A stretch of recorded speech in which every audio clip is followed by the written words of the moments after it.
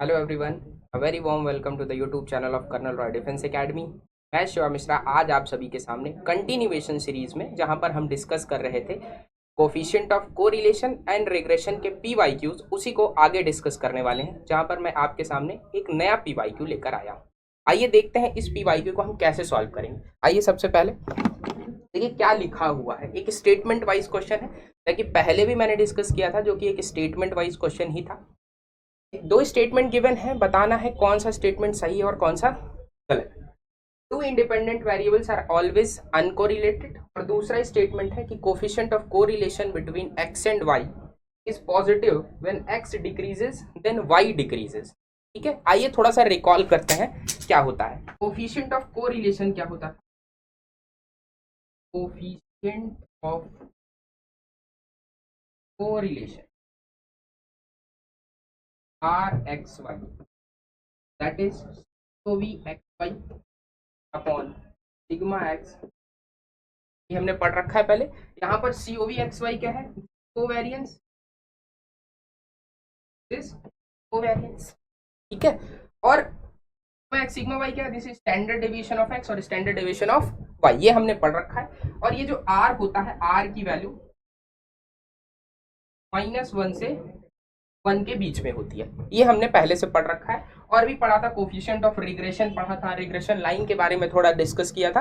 बस हमको देखना है कि ये जो आर की वैल्यू है, इस पर ही सवाल है। ये कह रहा है कि आर की वैल्यू 1 हो, that is perfectly positive, perfectly positive correlation. R की वैल्यू +1 पे क्या होता है? Perfectly positive correlation. R equal to -1 पे क्या होता है? Perfectly negative.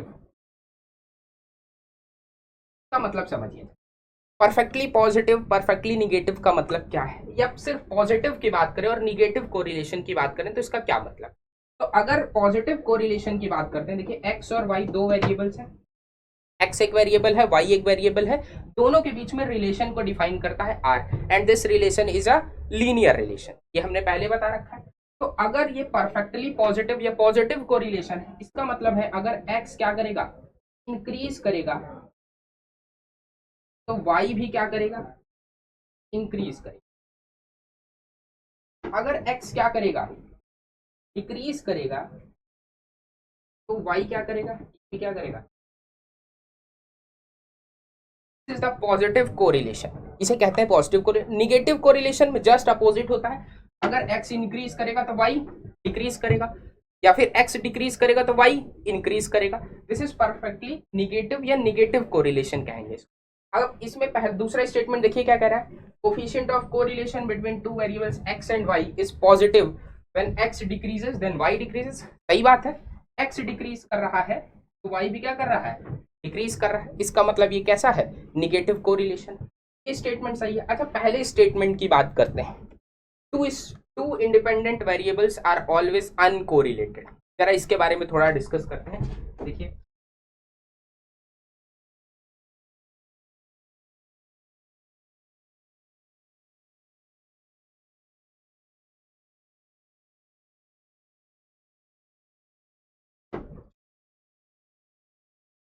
देखिए जरा दूसरे स्टेटमेंट की बात की जाए तो वो हो गया पहला स्टेटमेंट की बात।